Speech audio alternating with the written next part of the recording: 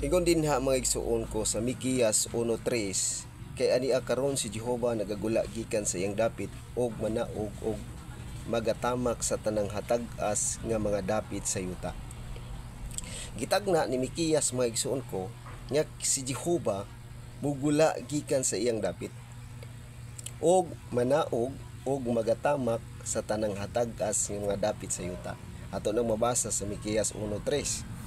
Og mahimo lamang niya kini pinaagi sa iyang pagpadayag diha sa lawas sumala sa unang Timoteo 3:16 nga atong mabasa nga ang Dios nadayag diha sa lawas.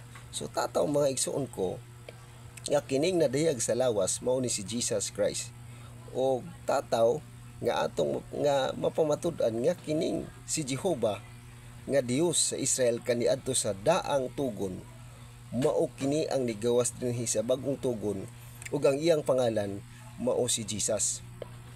So tataw nga si Jesus Dios gyud kaniadto pa ug hangtod sa bagong tugon. Praise God.